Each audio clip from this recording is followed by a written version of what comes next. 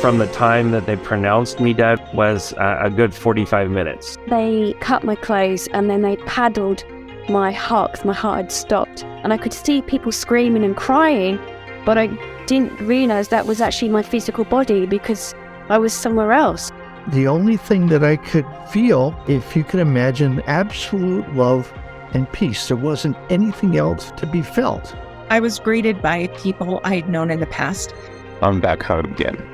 Incredibly safe and felt at home. Welcome to Round Trip Death, everybody. We are going all the way over to Portugal today for a really amazing story with Ishtar Howell. Good morning, Ishtar, or evening for you. How are you? Well, yes, good morning and good evening from over here. I'm very well. Good. Hey, I forgot to warn you of this, but one thing our listeners love is getting to know the guests that we have on the show. So if you wouldn't mind just taking 1 minute, tell us a little bit about you. Who is Ishtar? I think in a certain way, I feel like in a very positive way, I'm increasingly more of a nobody each day with each meditation practice that I do. But that doesn't really help.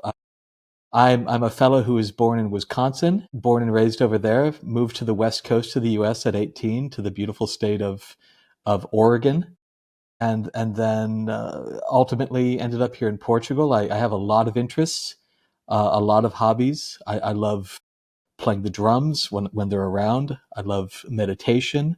I love gardening. I love learning Sanskrit and playing and studying Chinese and cooking. I've done all sorts of crazy jobs in this life, including once cleaning up a crime scene, which Wow. was an odd job. And I probably have more stories in the vaults than I can tell in 100 podcasts. Awesome. Very cool. Well, if you need a new hobby, we'll get you into beekeeping one of these days. Actually, that's one of I got really excited when I found out that you were into that, because that is one of the hobbies that I've been hoping at some point to pick up. That's a whole nother podcast, Bee Love Beekeeping, but that's not where we're going today. Today, we're talking near-death experiences. Let's jump right into it. So what was going on? You were 13 years old. Paint the picture. What was happening that day of the accident? Oh God, it was even kind of the night before. I had played the first baseball game of the season. It turned out I'd broken my arm getting hit by a pitch. Learned that immediately after at the doctor, having gotten an X-ray, and I was kind of bummed about that, because that was like a highlight of my year, was sort of a summer baseball season, and I was just talking with my mom before I went to bed at night, and all of a sudden I just had these words just sort of fling out of my mouth without any forethought, just right there, and I was asking her, "Are you going to die soon?" Whoa. Just out of the blue. Out of the blue, yeah. It wasn't anything I'd never worried about my mother's health. I had worried about my father's health because he had his gallbladder removed a few years before, and we had to, it's kind of a emergency sort of thing. And but I'd never worried about my mother. So I think she was a little bit surprised by it as well, right there in the moment. And she maybe took a couple seconds to kind of compose herself. And before sort of reassuring me that, oh no, I'll be here for as long as you need me. I'll be, of course I'm going to die someday, but I'll be here for as long as you need me. And then I said, yeah, okay, okay, I'm just going to go to bed now, which is what I did, and went to bed well, no anxiety or anything like that, no worries. And then I woke up the next morning as if I'd just jumped into my body from somewhere else. I say that because even literally my body sprang up in the bed. And it was exactly at the moment that my mom and dad, it was about 6 a.m. or something like that, were walking outside my bedroom door.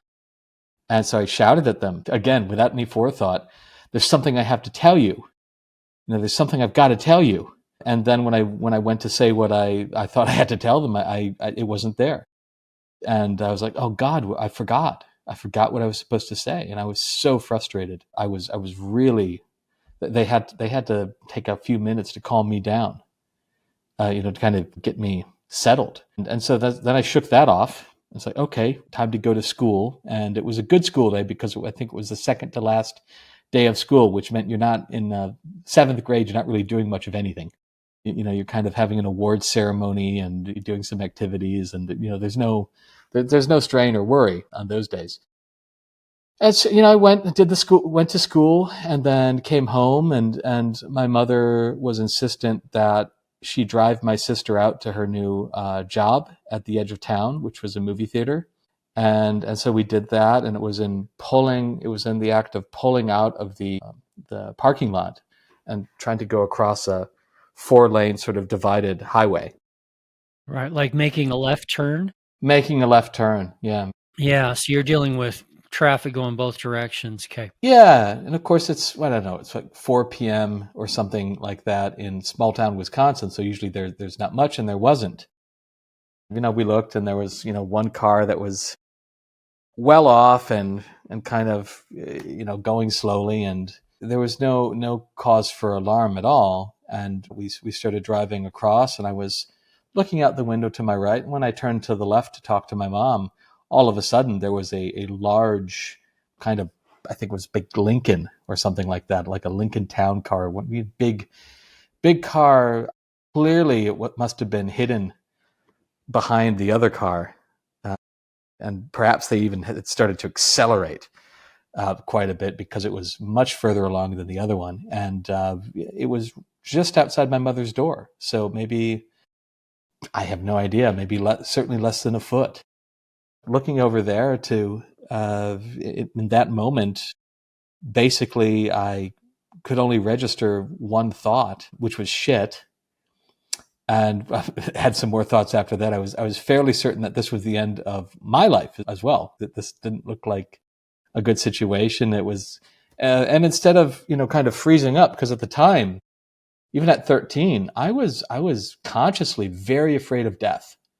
I had developed a fear of death somewhere between age 6 and 13 it was pretty formidable. So instead of finding myself clamping up and tightening, I found myself loosening and relaxing, which was very strange.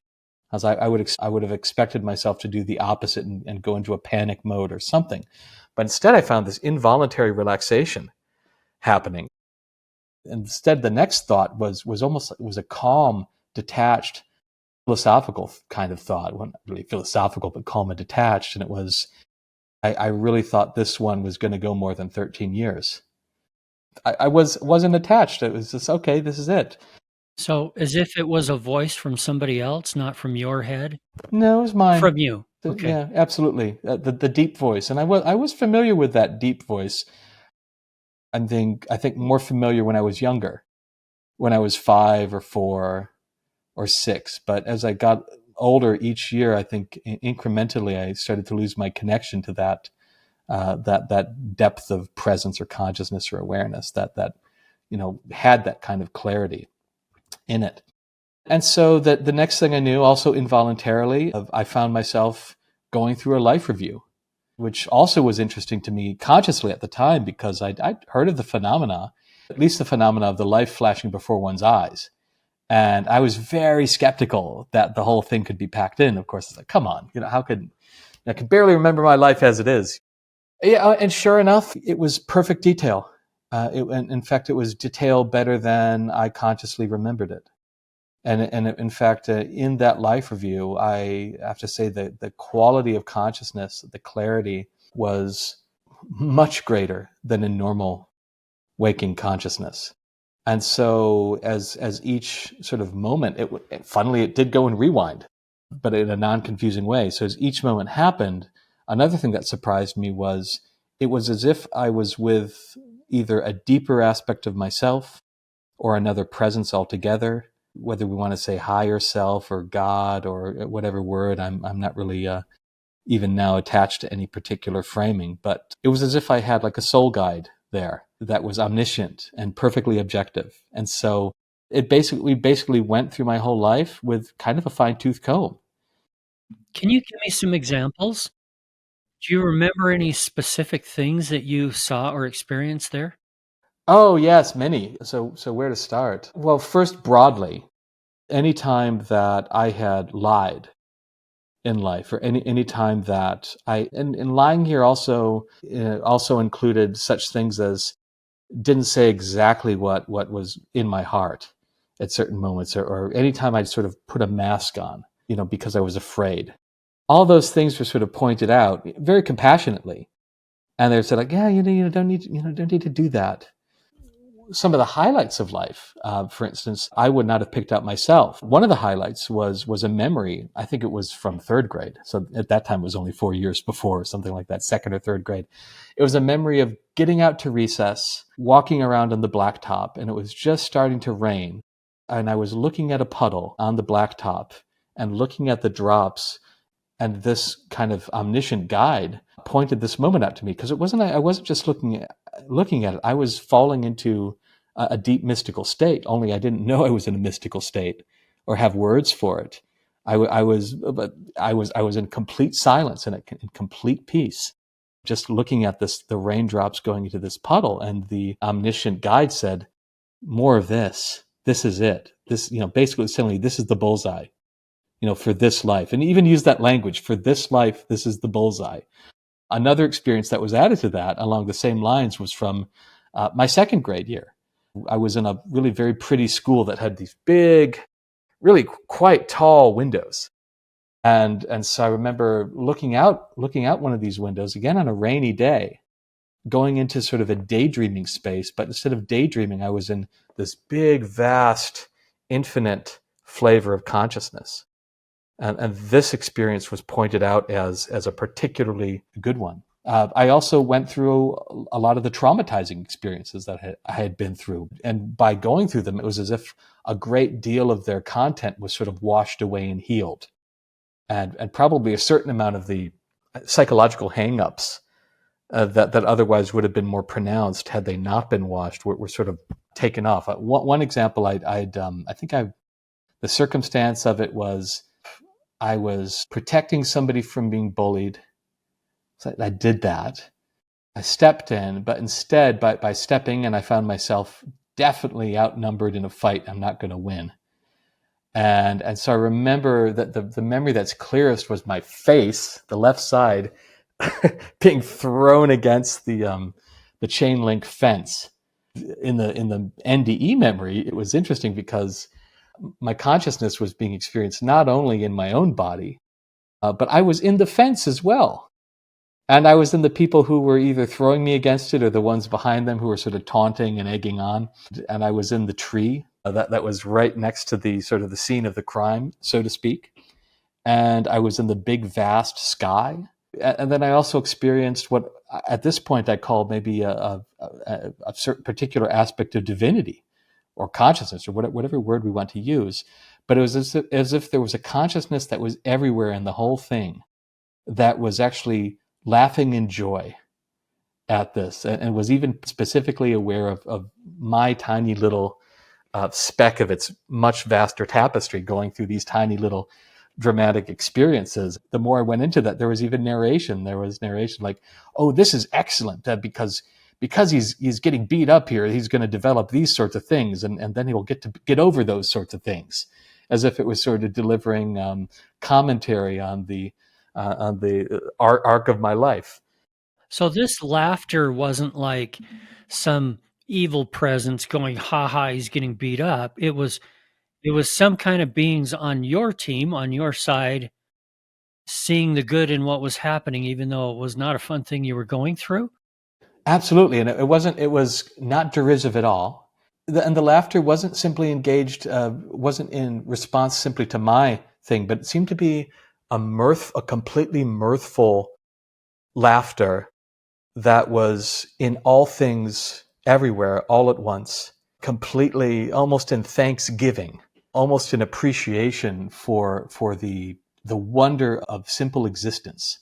I simply tuned into the part of it that was at the time tuning into my dilemma, but it was clear that it was everywhere. Life reviews fascinate me. So if you don't mind, I want to dial down a little bit more on this. Sure. Even on this one particular piece of yours. If you were, did you say you felt like you were in the tree and in the fence? Yeah. What kinds of feelings was that tree having seeing you get beat up? Or was it even feelings? I'm trying to understand here. Yeah, actually, there were. I mean, in a sense, everything. It was almost as if, I'm sure I'll use the word holographic loosely here as a metaphor, but in the sense that something of everything was everywhere and every other thing. The total of this holograph was also in all the little bits of it. And so, yeah, I do remember the tree. The tree, funnily enough, the tree was feeling me and just basking love onto all of the Homo sapiens. It doesn't matter me or the person who'd throw me into the fence, or the taunters, or the sympathetic ones, or the oblivious ones.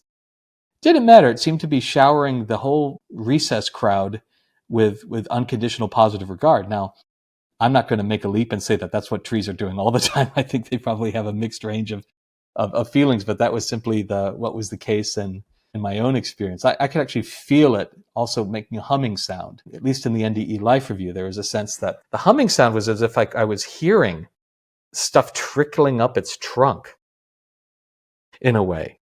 This later came back as I got into meditation. Later in life, very, very similar experiences, just not without the hassle of an NDE or the Life Review. So that was happening. Now, the fence was also in my NDE Life Review kind of animate. It wasn't just dead matter.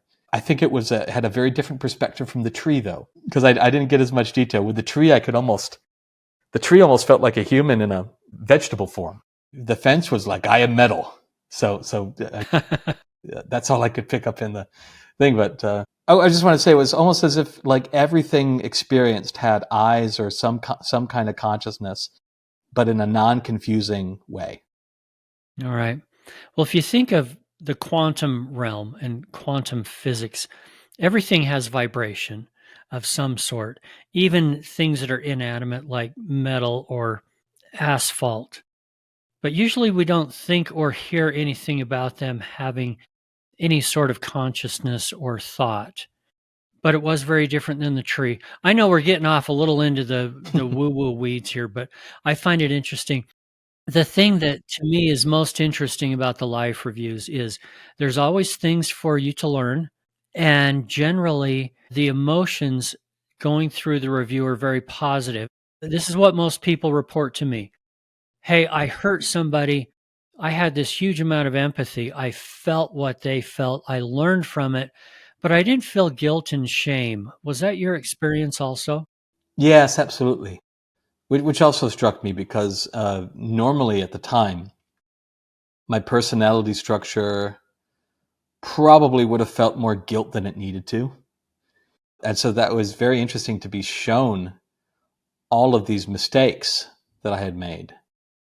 And I mean, not huge mistakes. I didn't really have the time enough. Yeah, you were 13. Yeah. But nevertheless, all the mistakes, and there was just complete saturation of love. There was no room for any of that stuff. Corrections were made with grace and love and compassion. Quick break to thank our newest sponsor, Rula. It doesn't matter who you are or what stage of life you're in, sometimes we need someone to talk to. I'm talking about a therapist. It may be a breakup, death of a loved one, or for me, right now, it's the holiday season and all the baggage that can come with it. Rula makes it easy, and if you have insurance, they can make it cheap. In fact, typically just $15 per session. See what it's all about at rula.com/round trip. That's RULA.com/round trip, no spaces. In fact, to make it easy, you'll find a link right down in the show notes. You can click straight over to it. It's simply a great place to get matched with the right therapist. In fact, click there today and have your first session as soon as tomorrow. If you've tried other services, here's what makes Rula different. They partner with over 100 insurance plans. They work with thousands of licensed therapists to help find the right one for you. Bottom line, it's the right help at the right price. Give it a try today. Go to rula.com/round trip. Again, that's RULA.com/ROUNDTRIP. Rula.com/round trip. For quality therapy that's covered by insurance.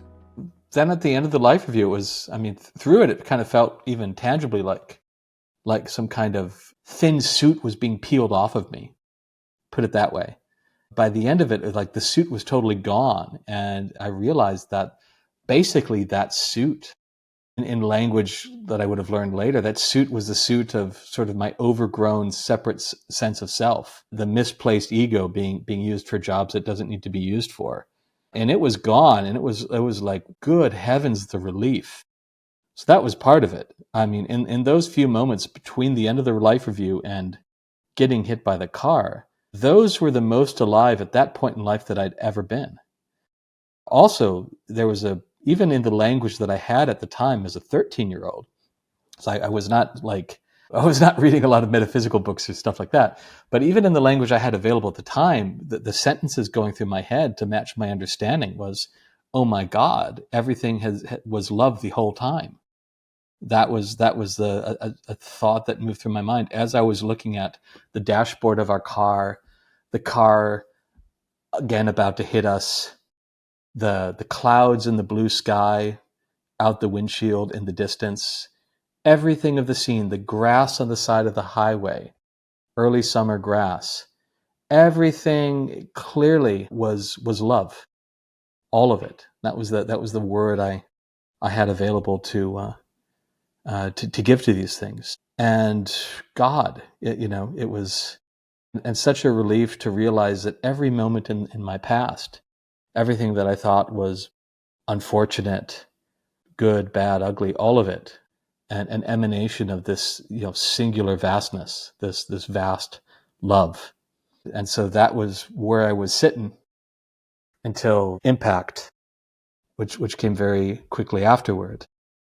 That's the another breaking point in the story. Okay. How badly were you hurt? That's strange. I should have been hurt.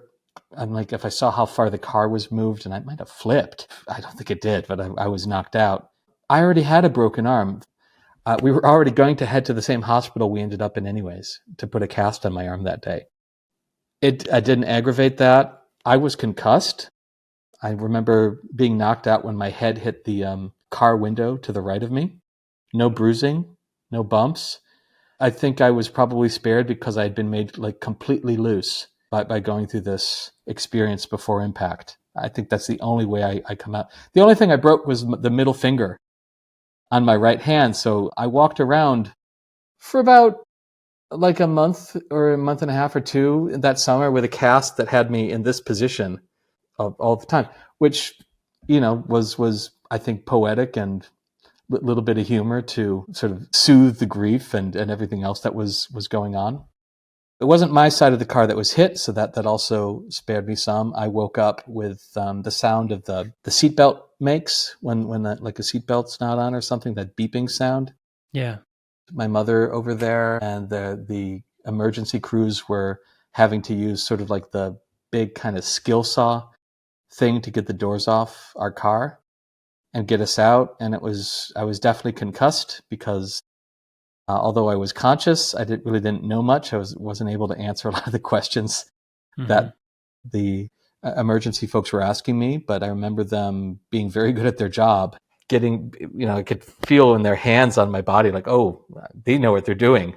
Being put on a gurney, but then being put in the ambulance. And in the ambulance, I remember them asking me more questions. And I was like, I don't know any of these, but I know that's my mom over there. That's all I know. That's where I had sort of, I suppose, an in-body and out-of-body type of experience. So like a very non-local experience of consciousness, because at the same time that I was looking up through my eyes on this gurney, I was also looking down from the top of the ambulance. At the same time, my mother called my name out a couple times. A couple times I answered. On the second answer, I could tell, I'm assuming, that she registered because basically I just told her I'm okay. And after the second time telling her, her breathing went from sort of a breath pattern that was, she was definitely struggling to stay around, to let go. And I didn't, put it together at the time, being concussed, but, that was the, last time I'd hear my mother's voice. And I remember when she let go, the part of my consciousness that was at the top of the ambulance, I kind of felt as if a breeze kind of, sort of whooshed by me. Now, again, I didn't put that together with, something of my mom's soul was letting go or releasing. It was all a blur. And next thing I knew, I'm outside of sort of the screened hospital operating area. I'm myself still made horizontal on a gurney. I guess they figured I was probably okay. And then I have my sister there, and then my dad and sister had arrived, and I just remember my dad saying, "Your mother's gone," and so that was the hardest thing I'd heard in life. And then it's all quite a blur. We're leaving the hospital and going home, and friends and family are rushing to our house, and like anybody in that case. Where sort of my story continues past that is in the week or a few days after like the real shock of it all sort of has really worn off, was I started to realize that I no longer had a commenting self-conscious voice in my head, nor was I afraid of anything. And in addition, there was this big sense of a big, vast silence in my heart and in the back of my head and ultimately throughout my whole body. When I could go into this silence, and whenever I would do that, I wouldn't have used the word bliss at the time. I don't know why, but now I would use the word bliss. A bliss or a joy would flood through my body like I hadn't experienced since I was having sort of mystical experiences as a much younger child. Only now it was just on steroids. And so I was experiencing that novel thing while at the same time I was going through all the stages of grief one goes through, like a textbook. And so while, I remember sort of a dual experience where I'd be in the garage, where I could have some privacy, and I was, hitting the walls with my hands, because I was so angry, and I didn't know if I believed in a deity or not at the time, but I was like, if there's a deity, you, basically, because, why would you take my mother away from me? Why'd you do this to our family? All that kind of anger. And at the same time that was moving through me very freely, there was also this profound peace. And so I was like, well, what's all this? My mother, her last profession in life was as a counselor, as a therapist. So she had a big sort of stack of books above her work desk. And so I picked up an Elizabeth Kubler-Ross book and another one. I was like, oh, and I was thinking, I must be going through shock still. And I was like, oh my God, shock is so awesome. Because I realized that like a lot of the limitations that just 2 weeks had been a singular block of my life were just not there at all. I remember one day I was curious to know if anybody else in my family was having a similar experience. So I was about to ask my dad. The question would have been, hey, Dad, are you, this time I learned the word bliss, are you experiencing the bliss that I'm experiencing? And I did not say it because right as I said, hey, da, without even finishing, that same calm, deep inner voice came up and said, the answer to that question is absolutely no, and you should not ask that question. You should keep the adults and other people from sort of meddling in your experience, and you need to sort of explore this experience while you have it. Yeah, I can't imagine how hard that was as a 13-year-old. Well, it doesn't matter what age we are, it's so difficult to have that kind of loss. But when you're 13, but also what a blessing to be able to draw on that bliss and go through the stages of grief and then get comfort, right? So you could kind of deal with it at your pace. I mean, I had that blessing was there for about 2.5, 3 months. So basically my summer break. Yeah. If that wasn't there, whoa, that would have been a lot harder because that eventually faded. That sort of, I'll call it a state of consciousness at this point. And later I would learn words like samadhi.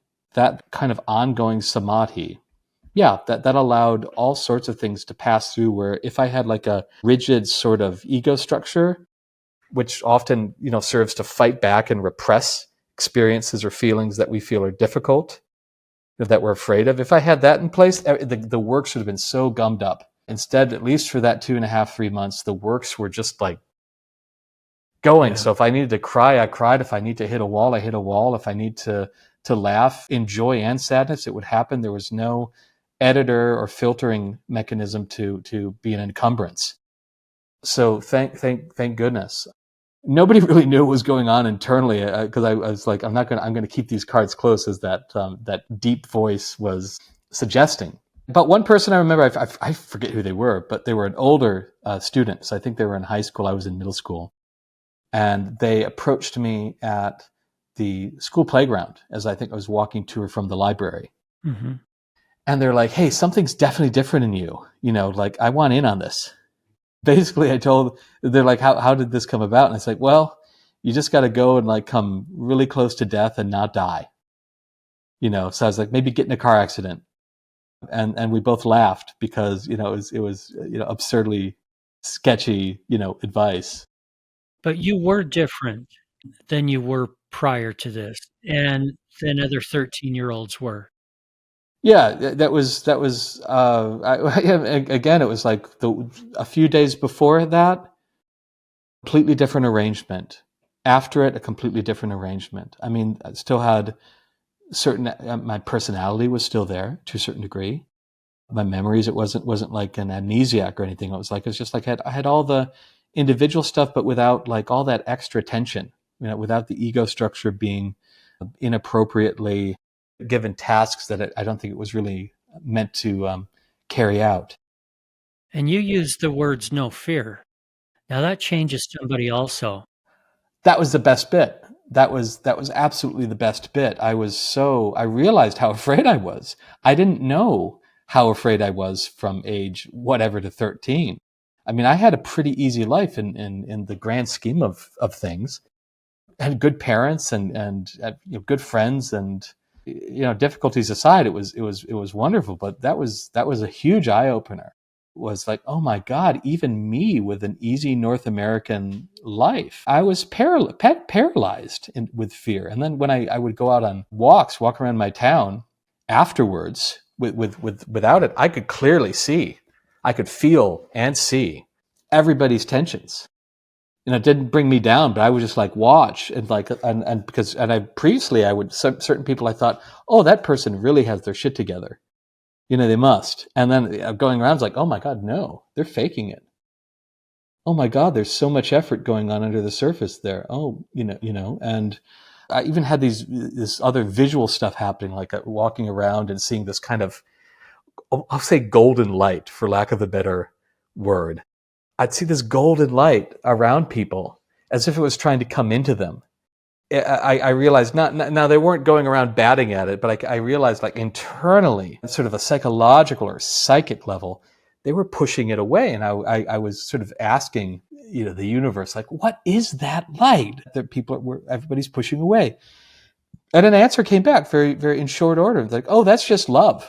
And that was like, oh my God. The answer was like, oh yeah, everybody's basically pushing away against love itself without knowing it. For the most part, it's like, oh, okay, no wonder. People often also appeared like 50-foot tall angels that were now sort of crunched into little personalities.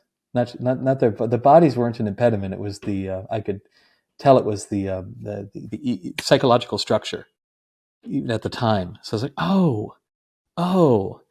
And yeah, that was a very interesting time in life. Yeah, to go around like that. Yeah.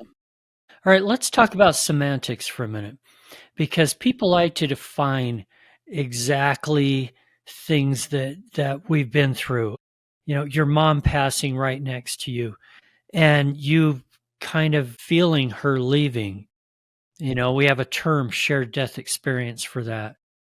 The term near-death experience, some would say, well, you have to actually die and your heart stop and you come back.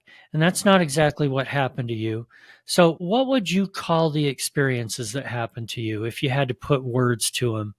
And you don't have to, by the way. Oh yeah, I mean, I don't really, and that's kind of a funny thing because I never, partly because when I was a kid I watched the film Flatliners with Kiefer Sutherland, I remember that. I love that film. Yeah. and so they're like putting themselves into NDEs, Yeah. and so like I thought, well, that kind of intensity, that's not what I experienced. Who knows? Maybe in the time after impact, my heart did stop. I have no idea because I was out. Probably not. I never had a word for it, and so NDE at the time seemed like the closest sort of thing because in a sense, I got to go. I did die spiritually. I mean, you could I suppose people use a spiritually transformative experience, whatever. There's all sorts of acronyms that one could throw at it, but I remember I watched the film. Actually, it doesn't really have much bearing on my experience, but I also love the old Warren Beatty film, Heaven Can Wait. Mm-hmm. And so the premise being that, his angel screwed up because he was actually an athlete with great reflexes and he would have dodged the truck. And I felt in a way that I got, it's a more of an antonym experience. I felt like if I had been in my ego structure, I would have bloody well died in that crash because I would have been resisting. But they made me, as the Taoist, as Chuangzi the Taoist would say, they made me like a baby again, or consciousness of the universe decided, and my higher self said, like, let's take the ego off of this guy and have him be just like, made of jello. Our listeners under the age of 30, I think you've got some homework to do to go watch a couple of these old films. You do need to go watch Heaven Can Wait. Actually, it holds up. It holds up in terms of pacing. Now, the Kiefer Sutherland one, Flatliners, that one was a whole lot more fiction. Yeah. The writer of that really didn't study NDEs before making that, but still, it was an interesting idea. That people wanted to die, see the other side, and come back. I mean, who wouldn't? It's a film about forgiveness and redemption at core. All right. Let me throw a couple other questions at you.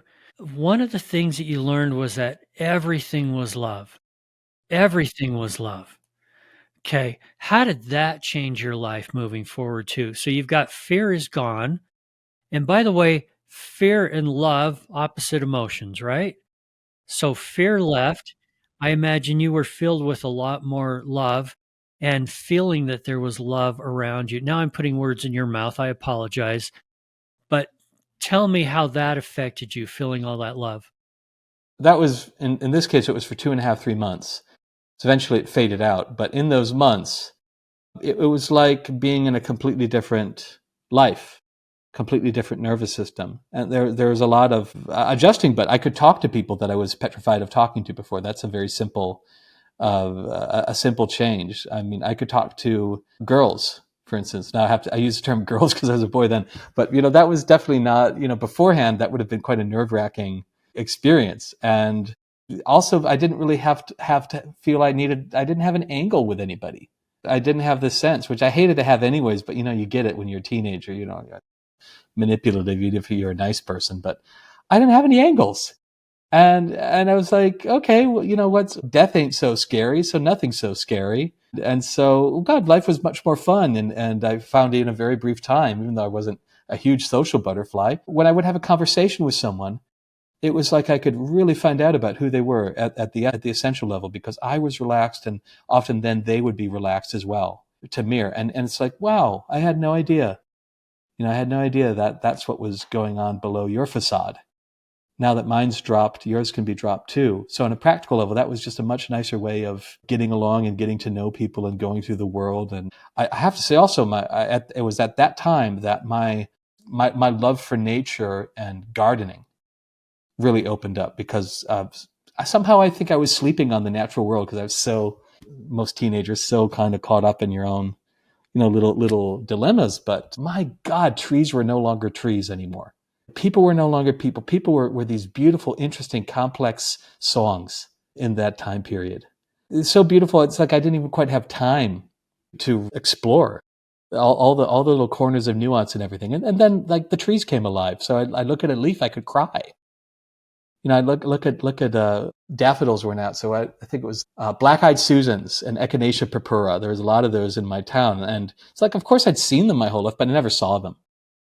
And so, like William Blake, I was seeing universes in flower heads where before I wasn't, and that's love. That's I didn't know that was the effect of like more love and less fear, but that was, looking back, I realized, yeah, absolutely. All right. Couple more things before we wrap up. You mentioned that this only stuck with you for 2 or 3 months, but you can remember it very well. Are there times when you can bring this back, when you can feel this again? The most important thing in my life was, I'm glad that I didn't just stay there, because I needed to get back to it. So 5 years after, I became a monk at 18. Became a monk and meditation teacher. Before I became a monk, I was like a monk in my house. I started meditating for 6 hours a day as a 17-year-old. I was a little bit too extreme and too intense. I'd get up at like 3 a.m. and take a cold shower and do like 3 hours of yoga and meditation practice. And then I realized, because I'd walked into a metaphysical bookstore, I was like, I need to get back to whatever I was experiencing right after Mom died. And I walked into a metaphysical bookstore, my sister's idea. I picked up a book, I looked at it, and I was like, oh my God, whatever this person in the Himalayas was experiencing, a lot of it sounds a whole lot like what I was sort of just getting into there. I slow walked it. I didn't start meditating like right at 14. I was kind of afraid to, but at 17, I was like, I've got to do this. Between 14 and 17, I also had all these wonderful guides, humans, not invisible guides, but real people in my town who were meditation teachers and psychics and Qigong teachers who had that same presence that I had experienced in the wake of the car accident. So I was really a half-time teenager and a half-time spiritual seeker for about 3 years. And at the end, I was like, I got to do this thing full time. I got to see what I can do. And slowly but surely, meditation started to take me back into that space, little bits at a time. And then I learned this practice called the Ishaya's Ascension meditation practice. And my God, did that blow the doors off. That was when I was 18, 2002. A kind of a bridge was formed, in a sense, that like a bridge between now and some of those experiences at 13, for sure. That's been my whole life, was getting back to that, because I knew just telling people to go get in a car accident was No. something in me knew. As soon as I said that, actually, it even told me right there in the park as a 13-year-old, it said, oh yeah, you're gonna lose this state when the next school year starts, because the purpose of your life is to teach people like simple methodologies that they can do to get back to that, starting with yourself. So I was like, okay, and so yeah, that's what my dharma, if you will, or my vocation has been for 20 some years, is as a meditation teacher. And that's what I love, seeing people without having to get in a car accident. I love seeing people get back in touch with their original innocence. Yeah. Get back in touch with that sort of primordial consciousness, pure consciousness, whatever word we want to use for it, the pure self with a capital S. In that sense, I'm grateful. I remember an early spiritual teacher, I don't think she even knew the details of my life yet. She was like, your mom kind of had to die for this, and it was her choice. And it was a deal that you two made, because otherwise you would have been a very happy person and a very successful person in sort of outward ways. But that's not what you want. You want to wake up. You want to experience waking up from the waking dream of having the ego be the dominant filter over life. I very much think that was true. If my mom had lived, I would have enjoyed that, and I probably would have been a happy lawyer somewhere. Ain't nothing wrong with that at all. Absolutely not. All lives are beautiful. But yeah, it wasn't the one. That wasn't the one that was trying to happen. The deeper one was the mad monk. All right. I'd like you to leave us with some, just on a really great positive message of hope. And here's my thought. You had a lot of fear prior to age 13, fear of a lot of things, but especially a fear of death. Tell me where that level of fear is at now. And for those that are feeling that fear, what message do you have for them to help alleviate that? I want them to be able to be filled with love instead of fear. Well, I'm actually grateful that some fears came back, because then I can be sort of a normal person who's in the trenches of life. Fear of death, though, no. That one remained conspicuously absent. But I have to say, just as much as the next person, I'm not keen on having like a great white shark bite me in half or something like that. That doesn't, I don't necessarily want to be run over by a London city bus. Yeah, fear of death is not there, but I'll say, yeah, you don't have to get into a car accident. And I've seen people who haven't had near-death experiences touch this, what I could call the deathless part of ourselves. That there is a part of ourselves, and we've all experienced it. If we've had and almost all of us have had a peak experience, as Maslow coined the term. In fact, I'll say all of us have. At the core of the peak experience, and we don't necessarily notice it, at the core of the peak experience is an immersion, even if it's ever so briefly, into the deathless part of our own consciousness. And when people systematically, just a little bit of time each day, doesn't have to be in an ashram, 24/7 or whatever. An hour each day could be pretty robust for most people of touching that deathless space. And it's a wonder, the things that fall off. It is a wonder, including the fear of death. I think actually other fears are more difficult in a sense, though. For most people, I think the other fears are a little bit more intractable than the fear of death. But there's a space that knows, not up here, but like in here, or as Heinlein would say in Stranger in a Strange Land, there's something in us that groks that no matter what happens to us, we'll be fine. And you can't plug it in up here. You have to dive into it. You have to immerse yourself in that gear. Yeah, life has been very, very different for me, both in that period after the NDE and then later. I'll call it a slow burn NDE of about several years of lots of meditation. Life changed permanently. Ishtar, I really enjoyed it. I hope we can do it again someday. We will do it again someday. We'll talk again in the future. That'd be lovely. Thanks again for listening and sharing this podcast. Don't forget to hit the follow or subscribe button and sign up for our newsletter at roundtripdeath.com. If you want to share your near-death experience, or if you have questions or comments about the show, send an email to eric@roundtripdeath.com. Until then, I wish you everything good that you're looking for in this life and the next.